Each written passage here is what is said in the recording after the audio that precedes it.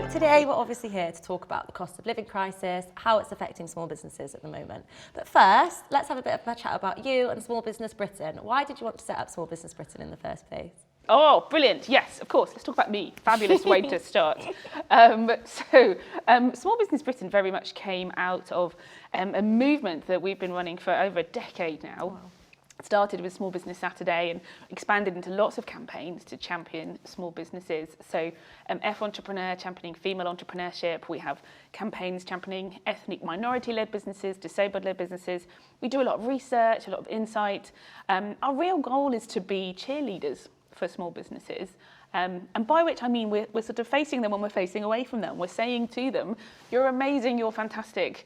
We can do amazing things. We can support each other and build communities and work together.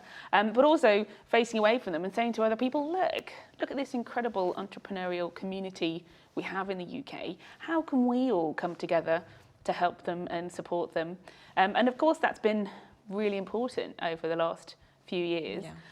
Obviously, we're talking about the cost of living crisis now, but we've had years of challenges that, Brexit, then a pandemic, then Omicron and war in Ukraine and energy crisis, and it just keeps rolling on.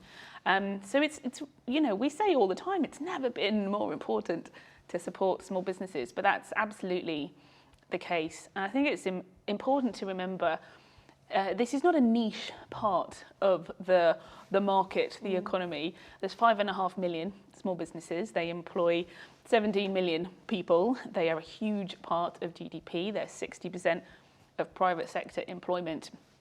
This is the economy. This is communities. And if we don't support them, they won't be there, and our communities will start to fall apart. So this is literally mission critical.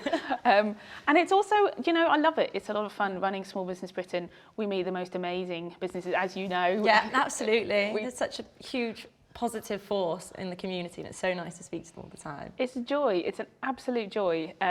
Every day we hear incredible stories of resilience and innovation and hope. Yeah. And that, I think, keeps us going as a team. And I think sharing those stories helps the small business community go as well. Amazing. And what then, day to day, what kind of support does Small Business Britain offer them? We do lots of things to help small businesses. We run so many programmes and I love them all, of course I do. A big part of what we do is build communities, build support for small businesses, give them opportunities to connect. We work with a lot of partners, for example, working with Amazon Accelerator, creating support and help and advice for businesses, mentoring for small businesses. We know from businesses that mentoring can play their most critical role. Just being able to sit down with someone and say, blah, these are the things that are bothering me. Because sometimes that doesn't fit into a nice, neat, Googleable, searchable format. Or maybe there's not a workshop that's exactly what that is. And sometimes, small businesses can feel really isolated and think, nobody's ever faced this challenge that I am facing. They have. They absolutely have. And, we work with lots of amazing expert mentors. And sitting down for a couple of hours just to talk through those problems can make a real difference to small businesses. We have the workshops with the mentoring going on, and loads of really helpful content, help and advice. And it's all free. Everything we do is free to access for small businesses. Amazing. So you've talked about kind of the support that's on offer, but also the challenges. Let's talk a little bit then about the situation at the moment, the economy. How are small businesses coping? How are they doing?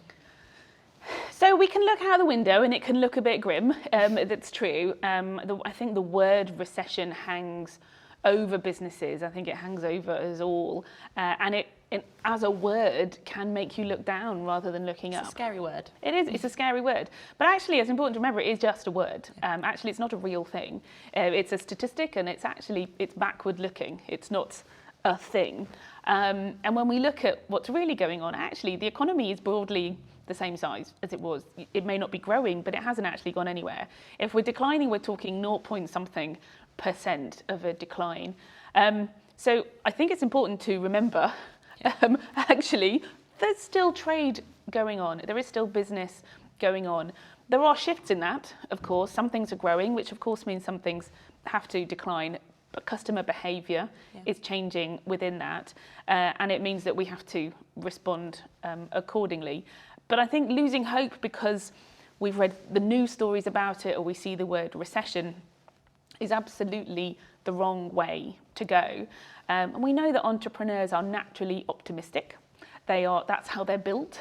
You don't start a business unless you think you can somehow create something amazing, which I love about entrepreneurs. I love that about them. So it's focusing on that and focusing on the key challenges in the business rather than getting swayed by headlines or news of recession. Because that is so easily done. Completely, and I absolutely understand it. And if you are facing challenges in the business, which of course lots of people are, with the cost of living crisis, that can escalate in your mind, of course. And we've all had those 2 o'clock in the morning, can't sleep, panics. This is all a bit overwhelming. And the world has chucked a lot at small businesses in the last few years. It really has. So we'd say to businesses, focus on the fundamental challenges that you can see in your business, that you can see in your sector, and let's help you address those. And they are, of course, cutting across lots of different areas. We talk a lot about the energy crisis at the moment. We hear a lot from small businesses about high energy bills and, a lack of clarity, I think, around how that's going to be impacted by government support. Yeah. We've also seen really high inflation. So input costs have gone up a lot for small businesses. And that creates other challenges. Do you reduce your margin? Do you pass those costs on to customers? How do you find a way forward? How do you create a new business plan in that scenario? Finance costs, interest rates going up again. And lots of businesses have some debt in the business more than have done before because of COVID and the challenges we faced. So there are challenges, of course, absolutely, but they are absolutely surmountable. Yeah. There are things that we can do. We can put plans in place. We can adapt. And actually, when we are thinking about 2023, 2024, I think that we need to think about business a little bit differently. Okay. Rather than waiting for those problems to go away, because we're going to be waiting a while. Yeah, it's going to be a while. Is to find a way forward that is more agile, that flexes with the world around us, that expects a bit of uncertainty, maybe expects a bit of upset, but has a plan in place to respond to that. Yeah. And there's lots of things we can do. We talk to small businesses a lot about their plans. Don't create something and make it really rigid and set in stone, and this can never possibly change. Because everything's so uncertain now. Yeah, exactly. And it can be really depressing when you make a plan and it doesn't work out. Yeah. So having that kind of flexibility, that agility to go, this is my broad sense of direction, but I'm going to change as the world changes around me, and I'm going to embrace that. And actually, if you can, try and enjoy that. Think of the future as a place of possibilities as opposed to a place of problems. And I think that mindset can help businesses move forward for sure. So you mentioned agility. Is that kind of going back to the pivoting that we've seen over the last few years? What does that mean for small businesses? Oh, pivot. Yeah. The buzzword. Oh, yes, we said that a lot over COVID. And yes, essentially. And the thing I would preface that with is that we know businesses are tired. They're exhausted. Yeah. All of that pivoting over COVID, constantly having to change and respond, it is exhausting. It has been exhausting for businesses. But that is kind of what we need to expect going forward, actually. And that agility, what we are talking about is having a growth mindset. So looking at the world and going, how can I do what I do a little bit differently? How can I do it a different way? How could I sell through new channels? How can I create new products? How can I create new services? How can I use my skills differently? Rather than a fixed mindset, which says, this is what I do, and I've always done this, and I'm always going to do this, and if it doesn't work out, then, oh no, it's a disaster. And when we've had very stable times and businesses have done the same thing year in, year out, it's easy to get to think this is what this is what I do. Yeah. This is the only way I can possibly do it. But actually, even in good times, having a growth mindset can lead to all kinds of opportunities. So digital, massive opportunity for small businesses continues to be.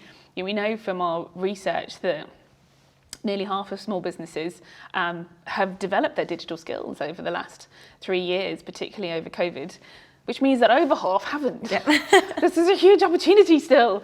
It's an opportunity to export. It's an opportunity to sell differently. It's an opportunity to develop products in different ways. Digital keeps changing. It keeps adapting. There are new things available all the time. And embracing things. And I think particularly when we talk about agility, having the confidence to fail, I think, is really important. Because what we saw during COVID that I thought was really positive was people giving things a go, and if it didn't work out, they just moved on. Learning from it. Yes, learning from it. And I think that was because of a necessity. The world felt like it was falling apart. After a while, you're like, whoa, got nothing to lose. I'm going to give it a go. And that leads to exciting things. It often leads to firm level innovation. That sounds a bit complicated, but essentially within that organisation, something that is innovative, something that is new, because you're not scared anymore, because you think, do you know what's the worst that could happen?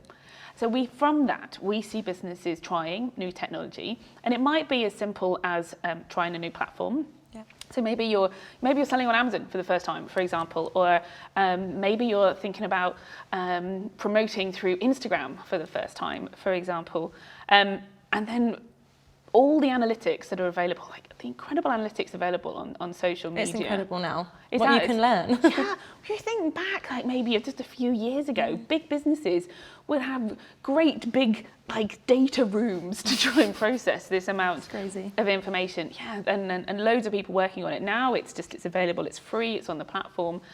And that data can really help small businesses. So you try things, you give it a go, you find out if it went well, you check the data. If it went well, then great, let's repeat it, let's do it again. If it didn't go well, do you know what? Let's try something new. And there's so much out there, whether that's software or even hardware, that's available, like kind of no cost or low cost or freemium models, giving small businesses an access point in, giving them an opportunity to give things a go and try it out. And I think that's been the biggest, for me, one of the biggest positive changes during COVID, that rapid development of technology, particularly software, that allows businesses to access things that they wouldn't have before. And I'm thinking particularly micro businesses. I think 5.3 out of the 5.5 million small businesses have got less than 5 employees. Tiny businesses, they don't have big teams to do this. But it means that they have the opportunity to change things, do things really quickly that maybe others might not. Is that you're not getting stuck into bureaucracy, you're not tied to kind of great big strategy meetings to make these decisions.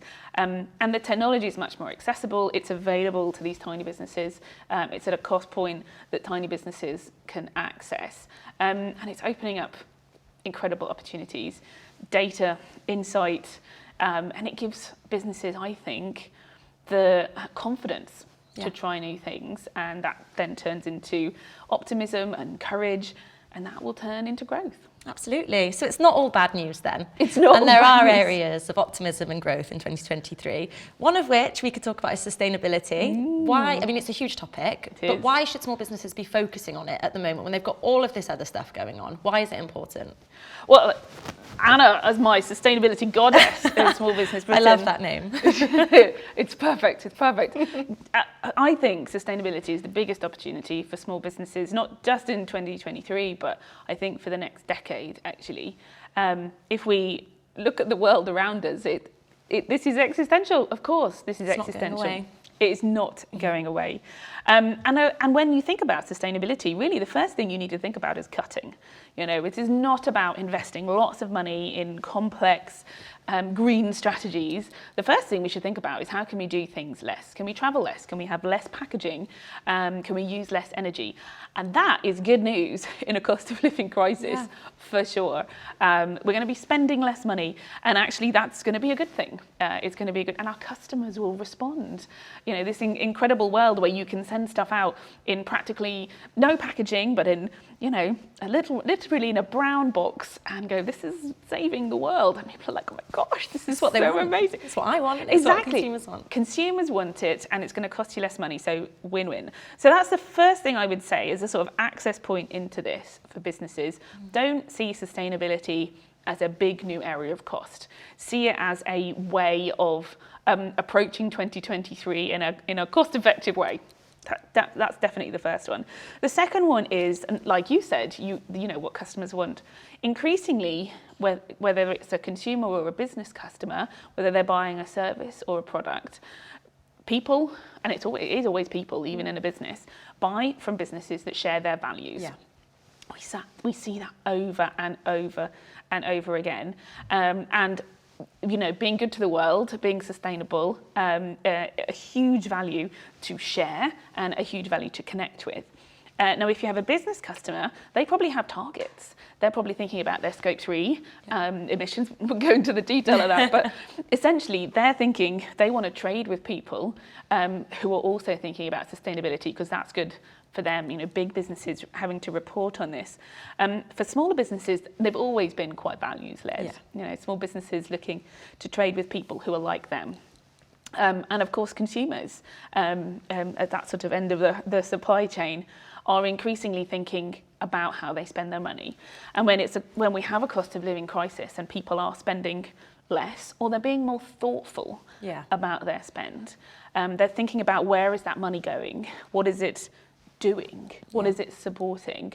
And if you as a business can articulate your sustainability credentials authentically, of course, that's a great sales pitch. Absolutely. To a customer. And actually, we want more sales. 2023, we need more sales because of, you know, we mentioned costs are going up and all of that stuff going on. So we have a way of cutting costs. We have a new mechanism for talking to our customers and engaging with customers, and maybe even reaching new customers.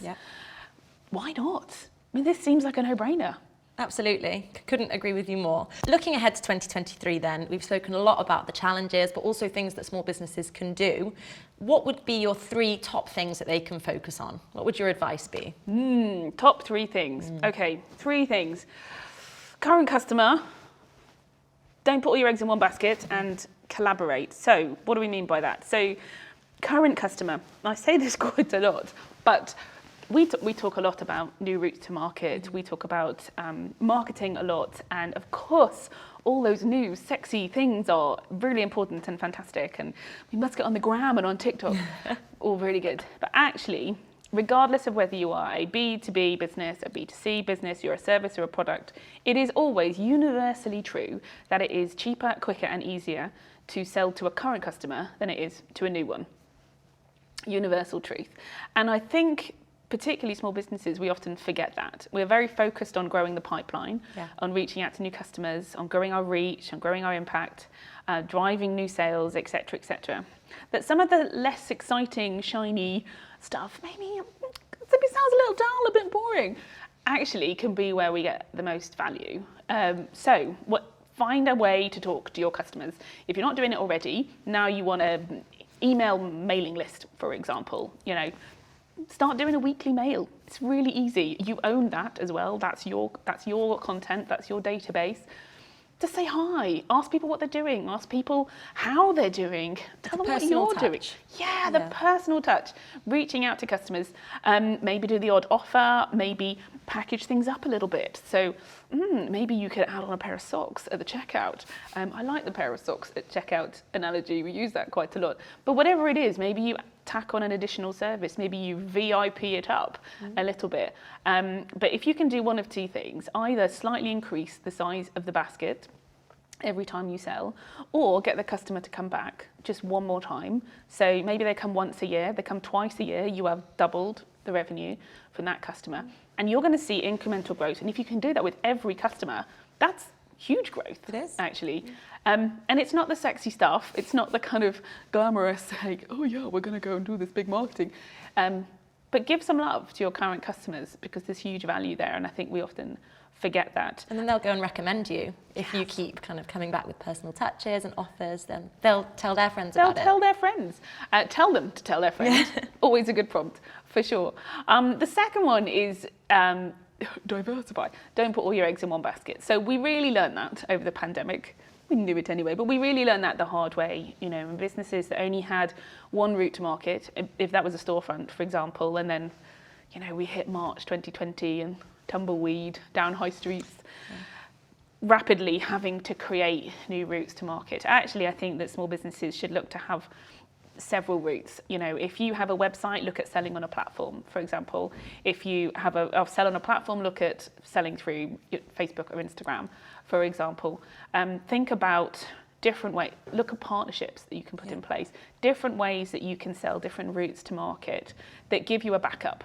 You know, should something go wrong, should one of these platforms, particularly one of those that that's not your own, not be there, or something go wrong, that you have an alternative. And then, you know, good times, they all work, great. You start to grow, you reach more customers. And it's going to give you that confidence, it's going to give you that strength and optimism, I think, for 2023. So yeah, definitely don't put all your eggs in one basket. And the third one, and I touched on it a little bit with partnerships, is collaborate. Yeah. And that's not necessarily about formal partnerships, and it doesn't have to be about sales. But I think the small business community is stronger when it works together. Yeah, absolutely. And it could be about sales, or it could be about help, support. It could be about doing things a bit better in your business. It could be about mental health even, because we know there is a strong link between businesses' mental health and their financial health. Yeah. You know, if you're feeling better, you make better decisions and things tend to go a bit better. And we really saw that during COVID, how the small business community really bonded, collaborated, supported each other and kept each other going. And not just small businesses, of course. We saw communities being stronger around the country. Small businesses really stepped up for local people. So making sure we have that collaboration, making sure that we do that collaboration, kind of building the ark before the rain comes a little bit, even if you think things are going fine. It's still important to do. Still talk to your current customers. Still look for new routes to market. Still look to collaborate, even if you are not in crisis, because you kind of want those things in place before. Set the foundations. Yes, before things go bad. And I think if you do all those things, and I think kind of looking at the kind of big picture, there's no reason businesses can't have a great 2023.